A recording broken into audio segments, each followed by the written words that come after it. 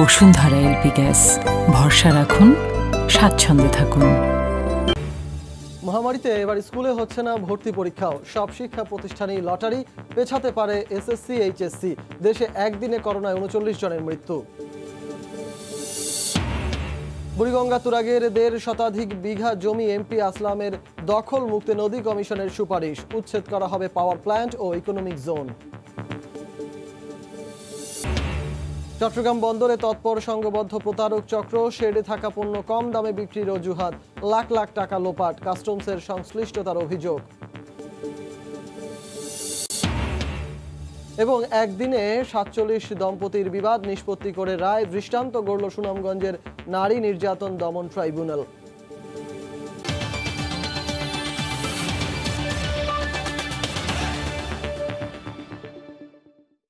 দেখছিলেন শিরোনাম, জনপদের সময়, সঙ্গে আছি আমি সজল মিত্র রিচার্ড। বসুন্ধরা এলপি গ্যাস, ভরসা রাখুন, স্বাচ্ছন্দ্যে থাকুন। করোনার ঝুঁকি এড়াতে এবার স্কুলে ভর্তি পরীক্ষা নেওয়া থেকেও পিছিয়ে এলো সরকার। প্রতি শ্রেণীতেই হবে লটারি। দুপুরে এক ভার্চুয়াল সংবাদ সম্মেলনে শিক্ষামন্ত্রী এর সিদ্ধান্তের কথা জানান।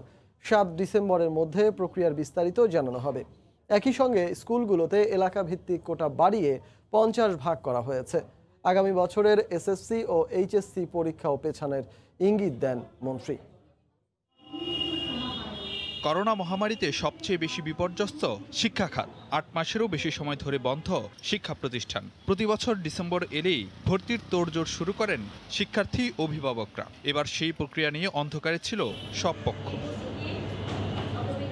বুধবার অনলাইন সংবাদ সম্মেলনে এসে সে জট কাটালেন শিক্ষামন্ত্রী ডাক্তার দীপুমণি। জানালেন ৩টি বিকল্প থেকে স্বাস্থ্য ঝুঁকি বিবেচনায় শেষ পর্যন্ত লটারির মাধ্যমেই সব শ্রেণীতে ভর্তির সিদ্ধান্ত নিয়েছে সরকার। একই সঙ্গে রাজধানীর স্কুলগুলোতে এলাকাভিত্তিক কোটা ৪০ ভাগ থেকে বাড়িয়ে ৫০ ভাগ করা হয়েছে। আর প্রতি ক্লাস্টার থেকে পছন্দের ৫টি পর্যন্ত স্কুলের কথা উল্লেখ করতে পারবেন শিক্ষার্থীরা। ১০ থেকে ১৫ জানুয়ারির মধ্যে প্রক্রিয়া সম্পন্ন করার কথা জানান মন্ত্রী। প্রচলিত ব্যবস্থায় কেবল একাডেমিক অর্থে সব মেধাবী শিক্ষার্থীরা গুটি কয়েক বিদ্যালয়ে কেন্দ্রীভূত হয়। ফলে বিদ্যালয়গুলোর মধ্যে এক ধরনের অসাম্য তৈরি হয়। এক অর্থে বাধ্য হয়েই ভর্তি প্রক্রিয়ার ক্ষেত্রে আমরা যে লটারি পদ্ধতি বেছে নিচ্ছি তা কিছুটা হলেও বিদ্যালয়গুলোর মধ্যে সাম্য প্রতিষ্ঠায় সহায়ক হবে। ভর্তির ক্ষেত্রে কোনো প্রতিষ্ঠান অতিরিক্ত ফি নিলে কঠোর হওয়ার হুঁশিয়ারি দেন শিক্ষামন্ত্রী। আমাদের পক্ষে যত ধরনের ব্যবস্থা নেওয়া সম্ভব আমরা সেই ব্যবস্থাগুলো নেব এবং আমরা কঠোর হব। সংবাদ সম্মেলনে উঠে আসে এসএসসি ও এইচএসসি পরীক্ষার বিষয়টিও। মন্ত্রী জানালেন আসছে বছর পেছাতে পারে এ দুটি পাবলিক পরীক্ষা। পক্ষে ৩ মাস আমরা চাই যে ক্লাস করাতে চাই এবং ক্লাস করিয়ে তারপরে আমরা তাদের পরীক্ষা নিতে চাই। কাজেই পরীক্ষাটা হয়তো বা ২-১ মাস পিছিয়ে যাবে। এদিকে লটারির মাধ্যমে ভর্তির সিদ্ধান্তকে ইতিবাচক ভাবেই দেখছেন শিক্ষার্থী ও অভিভাবকরা। একসাথে যে এতগুলো ছাত্রছাত্রী একত্রিত হচ্ছে না, এতে মনে করি এটা ভালো হবে। লটারির মাধ্যমে শিক্ষার্থী নির্বাচন করার বিষয়টি সঠিক আছে বলে আমি মনে করি। মন্ত্রী জানান প্রতি শিক্ষা প্রতিষ্ঠানে ১ জানুয়ারি পৌঁছে যাবে বই। তবে কিভাবে শিক্ষার্থীদের হাতে তুলে দেওয়া হবে সে বিষয়ে পরবর্তীতে নির্দেশনা দেওয়া হবে। ফারুক ভাইয়া, রবিন, সময় সংবাদ, ঢাকা। স্বাস্থ্য অধিদপ্তরের হিসেবে গত ২৪ ঘন্টায় করোনায় মারা গেছেন ৩৯ জন। এ নিয়ে দেশে মৃতের সংখ্যা বেড়ে দাঁড়ালো ৬,৪৮৭ জনে। ২৪ ঘন্টায় শনাক্ত হয়েছেন ২,১৫৬ জন। গত ২৪ ঘন্টায় কোভিড-১৯-এর নমুনা পরীক্ষা করা হয়েছে ১৬,০০১ জনের। এ পর্যন্ত মোট নমুনা পরীক্ষা হয়েছে ২৬,৯৬,১৫০ জনের। ২৪ ঘন্টায় নতুন শনাক্ত হয়েছেন ২,১৫৬ জন। এ নিয়ে দেশে মোট শনাক্তের সংখ্যা ৪,৫৪,১৪৬ জন। ২৪ ঘন্টায় মারা গেছেন ৩৯ জন। এ পর্যন্ত করোনা আক্রান্ত হয়ে মারা গেলেন ৬,৪৮৭ জন। করোনা থেকে ২৪ ঘন্টায় সুস্থ হয়েছেন ২,৩০২ জন। এই পর্যন্ত সুস্থ হয়েছেন ৩,৬৯,১৭৯ জন। মন্ত্রী, প্রতিমন্ত্রী, উপমন্ত্রী, সংসদ সদস্য সহ এ পর্যন্ত প্রায় ১৫ জন জনপ্রতিনিধি করোনায় আক্রান্ত হয়েছেন। সবশেষ পররাষ্ট্রমন্ত্রী ও সচিবের কোভিড পরীক্ষার ফল পজিটিভ এসেছে। কোনো উপসর্গ না থাকায় বাড়িতেই আইসোলেশনে আছেন পররাষ্ট্রমন্ত্রী। বাতিল করা হয়েছে নাইজারে ওআইসির সম্মেলনে যোগদান। ইসলামিক সহযোগিতা সংস্থা ওআইসি পররাষ্ট্রমন্ত্রী পর্যায়ের ৪৭তম সম্মেলনে যোগদানের জন্য পররাষ্ট্রমন্ত্রী ডক্টর একে আব্দুল মোমেন করোনার পরীক্ষা করান। মঙ্গলবার রাতে দেয়া পরীক্ষার ফলাফল পজিটিভ আসে। করোনার কোনো উপসর্গ না থাকায় বর্তমানে বাড়িতেই আইসোলেশনে আছেন মন্ত্রী। বাতিল করা হয়েছে তার নাইজার সফর। তিনি চিকিৎসকের পরামর্শ মেনে চলছেন এবং সুস্থ আছেন বলে জানানো হয়েছে। একই দিনে নাইজার সফর উপলক্ষে পররাষ্ট্র সচিব মাসুদ বিন মোমেনের করোনা পরীক্ষা করা হলে তারও পজিটিভ আসে। তিনিও চিকিৎসকের পরামর্শ মেনে বাসায় আইসোলেশনে আছেন।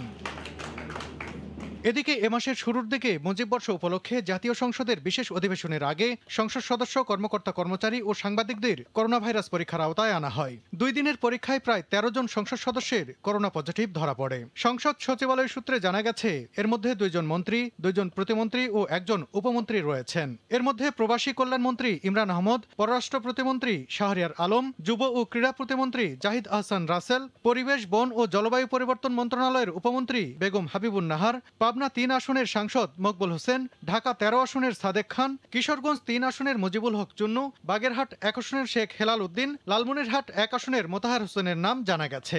এছাড়া ঢাকা 10 আসনের শফিউল ইসলাম মহিউদ্দিন, পাবনা 4 আসনের নুরুজ্জামান বিশ্বাস ও নওগাঁ 2 আসনের শহীদুজ্জামান সরকার করোনায় আক্রান্ত হয়েছেন। এর আগে গত জুনে বাজেট অধিবেশনে 17 জন সংসদ সদস্য ও 105 জন কর্মকর্তা কর্মচারীর করোনা পজিটিভ শনাক্ত হয়েছিল। সালাউদ্দিন সুমন, সময় সংবাদ, ঢাকা। দেশে গত 1 সপ্তাহ ধরে শনাক্ত হচ্ছে প্রতিদিন 2000-এর ওপরে। মৃত্যুর সংখ্যাও ঊর্ধ্বমুখী। এ নিয়ে বাড়ছে উদ্বেগ। বিশেষজ্ঞরা বলছেন, সতর্কতার কোনো বিকল্প নেই। 21 সেপ্টেম্বর দেশে করোনায় আক্রান্ত হয়ে মারা গিয়েছিলেন 40 জন। 2 মাস পর আবারও মৃত্যুর সংখ্যা 40 ছুঁই। চলতি মাসের দ্বিতীয়ার্ধে অন্তত 2 দিন মৃত্যুর সংখ্যা 39।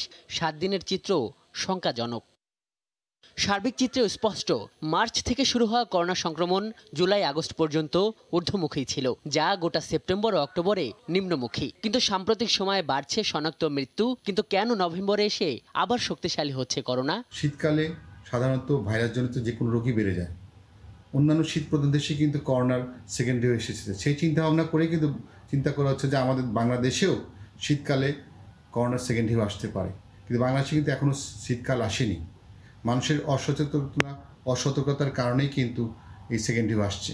বিশেষজ্ঞরা বলছেন, সংক্রমণ বিজ্ঞানের ব্যাখ্যায় যেহেতু সংক্রমণটা নির্ধারিত 5% নিচে কখনোই নামেনি, তাই একে দ্বিতীয় ঢেউ বলারও সময় হয়নি। কিন্তু সংক্রমণ যেভাবে বাড়তে শুরু করেছে, তাতে যে গভীর শঙ্কা আছে তা বলাই যায়। এটা থেকে পরিত্রাণের সর্বোত্তম পন্থা হলো প্রতিরোধ করা। ট্রেসিং, টেস্টিং, আইসোলেশন, কোয়ারেন্টাইন থেকে শুরু করে আমাদের মাস্ক পরা কিংবা বাইরে বেশি না যাওয়া, বাইরে থেকে এসে ভালো করে হাত ধোয়া। দেশে করোনায় আক্রান্ত হয়ে মৃত্যুর সংখ্যা প্রায় 6,500। 4.5 লাখেরও বেশি আক্রান্ত শনাক্তের হিসাবে বিশ্বে যেখানে 25তম করোনা আক্রান্ত দেশ বাংলাদেশ, সেখানে নতুন রোগী শনাক্তে গড়ে প্রতিদিন 15,000 নমুনা পরীক্ষা করা হচ্ছে দেশের মাটিতে। আজহার লিমন, সময় সংবাদ, ঢাকা। বুড়িগঙ্গা ও তুরাগের 1.5 শতাধিক বিঘা জমি দখলমুক্ত করতে সুপারিশ দিয়েছে নদী কমিশন। উচ্ছেদ করা হবে অবৈধভাবে নির্মিত করা মাইশা পাওয়ার প্ল্যান্ট ও আরিশা ইকোনমিক জোন। সরকারের সংশ্লিষ্ট 8টি সংস্থার সুপারিশ নিয়ে এ প্রতিবেদন দিয়েছে নদী রক্ষা কমিশন।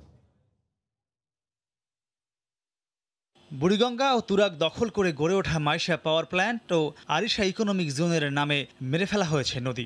1-2 একর নয়, দখল করা হয়েছে 54 একর বা 162 বিঘা নদীর জমি। বন্ধ হয়ে গেছে স্রোতস্বিনী নদীর উৎসমুখ। আর এতেই যা হবার হয়ে গেছে, ভুগতে হচ্ছে রাজধানী সহ বুড়িগঙ্গা পাড়ের অসংখ্য মানুষকে।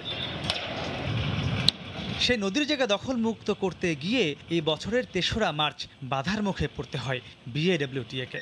বেসরকারি পাওয়ার প্ল্যান্ট উচ্ছেদ অভিযানে গেলে সরকারি সংস্থা বিএডব্লিউটি এর কর্মকর্তাদের উপর এভাবেই তেড়ে আসেন প্রতিষ্ঠানটির চেয়ারম্যান সংসদ সদস্য আসলামুল হক। 1 ইঞ্চি জমিও দখল করা নয় দাবি করে চ্যালেঞ্জ ছুড়ে দিয়ে একইভাবে পরের দিনও অভিযানে বাধা দেন তিনি। এ নিয়ে গত কমাসে জল ঘোলা কম হয়নি। জমি নিজের দাবি করে উচ্চ আদালতের 3টি বেঞ্চে আলাদাভাবে শরণাপন্ন হন আসলামুল হক। পরে আদালতের নির্দেশে সরকারি 8টি সংস্থাকে সাথে নিয়ে প্রায় 3 মাস পর তদন্ত প্রতিবেদন দিয়েছে নদী রক্ষা কমিশন। তদন্তে বেরিয়ে আসে ভয়াবহ হরিলুটের তথ্য। মাইশা পাওয়ার প্ল্যান্ট ও আরিশা ইকোনমিক জোনের নাম দিয়ে করা জায়গার মধ্যে প্রায় 13 একর জায়গা পুরোপুরি নদীর, প্রায় 8 একর তীরভূমি ও বন্দর সীমা এবং বাকি জায়গা ড্যাপের আওতাভুক্ত বন্যাপ্রবণ এলাকা, যেখানে কোনো ধরনের স্থাপনা করার আইনি বৈধতাই নেই।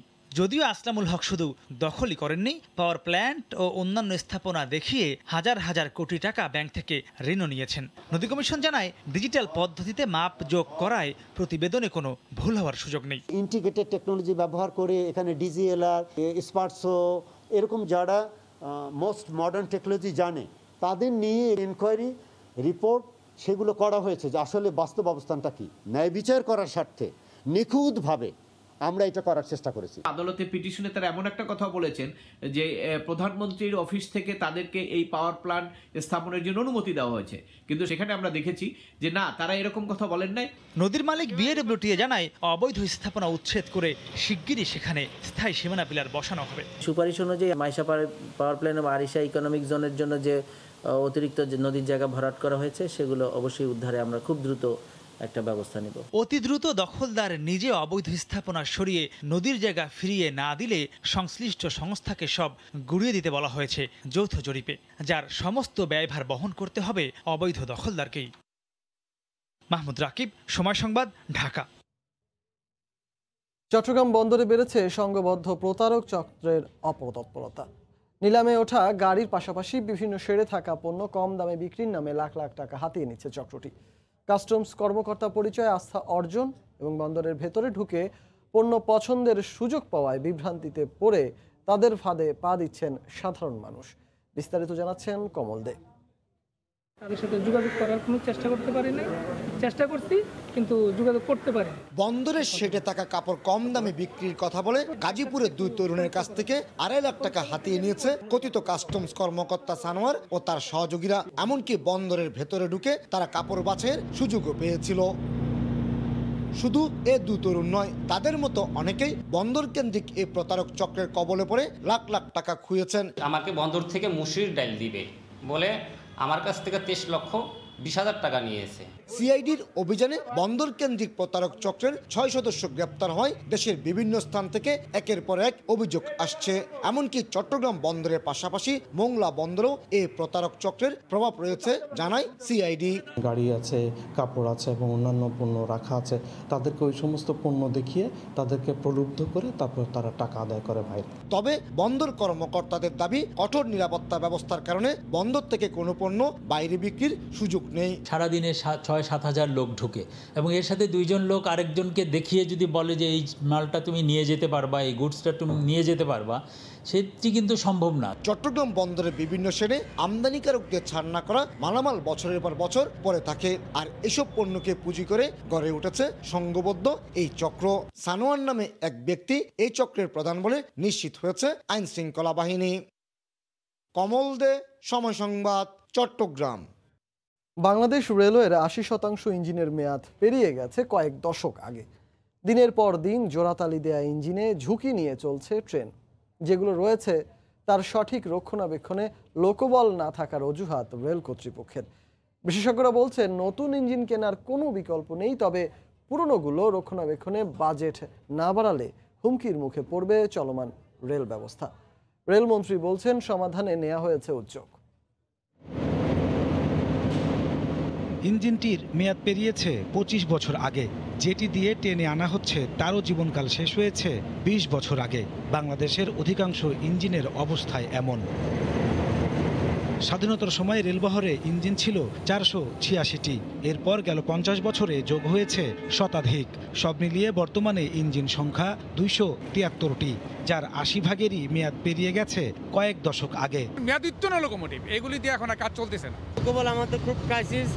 ইঞ্জিন যত পুরানো হচ্ছে বাড়ছে সংরক্ষণ বাজেটের চাহিদা, সেই সাথে পাল্লা দিয়ে বাড়ছে ঘাটতিও। গত 5 বছরে ইঞ্জিন সংরক্ষণ চাহিদা বেড়েছে 3 গুণ, ঘাটতি বেড়েছে সমানুপাতিক হারে। অনেক লোকোমোটিভ আমাদের বসায় রাখতে হয় মালামালের সমস্যার জন্য, মালামাল ভাবে এই অবস্থায় রেল ব্যবস্থা হুমকির মুখে, বলছেন রেল কর্মকর্তা ও যোগাযোগ বিশেষজ্ঞরা। বছরের শুরুতে আমি বাজেট পেয়েছি কম, বাজেট ঘাটতির কারণে কাজে প্রভাব অবশ্যই পড়ছে। ইঞ্জিন যদি সঠিক রক্ষণাবেক্ষণ না হয় তাহলে তার যে কমার্শিয়াল লাইফটা থাকার কথা সেটা কিন্তু সংক্ষিপ্ত হয়ে যায়। সংকট সমাধানে ইঞ্জিন কেনা সহ রক্ষণাবেক্ষণ বাজেট বাড়ানোর পরিকল্পনার কথা জানিয়েছেন রেলমন্ত্রী। 10টা আমরা মিটার গেজ পেয়েছি, এটা একদম ব্র্যান্ড নিউ, এবং আরও 20টা আমাদের পাইপলাইনে আছে, এগুলো আমরা খুব অল্প দিনের মধ্যে এগুলো পেয়ে যাব। বর্তমানে 4টি ইঞ্জিন কেনা প্রকল্প চলমান রয়েছে। 140টি ইঞ্জিন কেনার সিদ্ধান্ত নিয়েছে বাংলাদেশ রেলওয়ে, যার সম্ভাব্য ব্যয় ধরা হয়েছে প্রায় 7,000 কোটি টাকা। অথচ ইঞ্জিনগুলো রক্ষণাবেক্ষণে নেই তাদের নজর।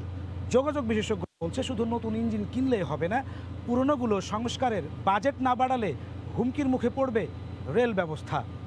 নাজমুস সালেহী, সময় সংবাদ, ঢাকা। মোবাইল সেট বৈধ নাকি অবৈধ জানা যাবে এখনই। এজন্য ন্যাশনাল ডাটাবেজ IMEI নম্বর দিতে হবে। জুনে দেশে ব্যবহৃত অবৈধ মোবাইল সেট বন্ধ হচ্ছে। দায়িত্বপ্রাপ্ত প্রতিষ্ঠান সিনেসিস আইটি জানিয়েছে মার্চের মধ্যেই প্রস্তুত হয়ে যাবে শনাক্তকরণ নেটওয়ার্ক। বিটিআরসি বলছে নতুন এই প্রযুক্তি চালু হলে মোবাইল বিপণন খাত থেকে অন্তত 5,000 কোটি টাকার বাড়তি রাজস্ব পাবে সরকার। দেশে বছরে 3 কোটি হ্যান্ডসেট আসে, যার মধ্যে অবৈধ পথে আসে 30 থেকে 35%। এতে করে প্রায় 4,000 কোটি টাকার রাজস্ব বঞ্চিত হচ্ছে সরকার।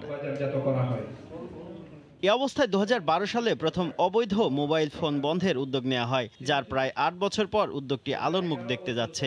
বুধবার বিটিআরসি কার্যালয়ে national equipment identity registrar NEIR ব্যবস্থা চালুর জন্য সিনেসিস আইটি লিমিটেডের সাথে চুক্তি করল নিয়ন্ত্রক সংস্থা। প্রতিষ্ঠানটি বলছে 13 ডিসেম্বর থেকে আনুষ্ঠানিকভাবে প্রস্তুতির কাজ শুরু করা হবে। মার্চের মধ্যেই আমাদের সফটওয়্যারের যে পুরো প্রক্রিয়াটি আমরা এর মধ্যে সুসম্পন্ন করতে পারবো। মূল নেটওয়ার্কের সাথে সংযুক্ত থাকবে মোবাইল অপারেটরদের EIR সিস্টেম। নতুন মোবাইল সেট কেনার পর *#06# লিখে মোবাইলের 15 ডিজিটের IMEI নম্বর নিতে হবে। এরপর KOID এর সাথে IMEI নম্বর লিখে 16002 নম্বরে পাঠাতে হবে। ন্যাশনাল ডাটাবেজে IMEI নম্বর খুঁজে না পেলে সচল হবে না সিম কার্ড। ইতোমধ্যে ব্যবহৃত সব মোবাইল সেট গ্রাহকরা একইভাবে জানতে পারবেন তার সেটটি বৈধ না অবৈধ।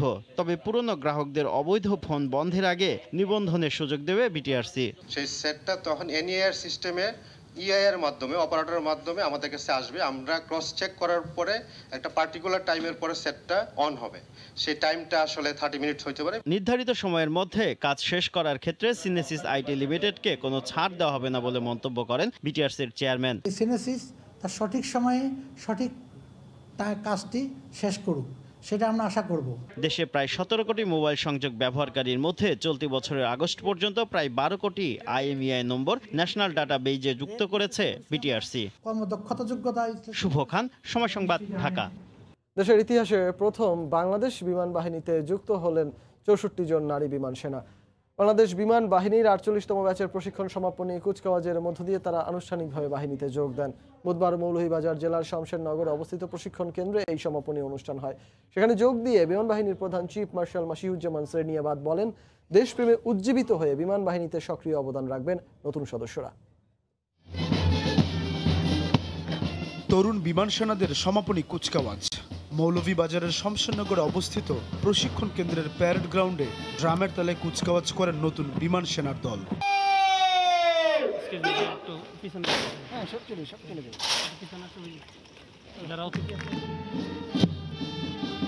এরপর বিমান বাহিনী প্রধান কুচকাওয়াজ পরিদর্শন এবং অভিবাদন গ্রহণ করেন।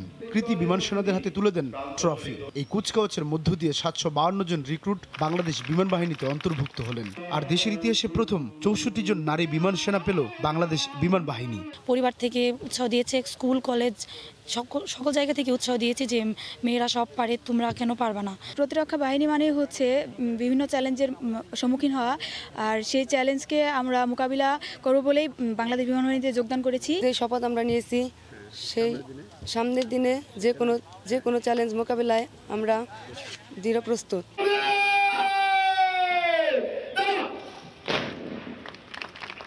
অনুষ্ঠানে বাংলাদেশ বিমান বাহিনীর প্রধান করোনা দুর্যোগে বাহিনীর ভূমিকার কথা তুলে ধরে নতুন সদস্যদের দেশের জন্য সততা নিষ্ঠার সাথে কাজ করার আহ্বান জানান। আজ তোমরা যে সাফল্য অর্জন করেছো তা নিঃসন্দেহে তোমাদের কঠোর পরিশ্রম, মেধা ও দৃঢ় মনোবলের যথাযথ স্বাক্ষর বয়ে চলছে। প্রথমবারের মতো সফলভাবে প্রশিক্ষণ সমাপ্তকারী মহিলা বিমান সেনাদের প্রতি রইল অভিনন্দন। দেশের আকাশ মুক্ত রাখার দৃঢ় অঙ্গীকারের মধ্য দিয়ে 1971 সালে 3টি বিমান নিয়ে যাত্রা শুরু হয় বাংলাদেশ বিমান বাহিনীর। সাদাত রহমতুল্লাহ, সময় সংবাদ, মৌলভীবাজার, সিলেট। জানিয়ে দিচ্ছি জনপদের সময় শিরোনামগুলো।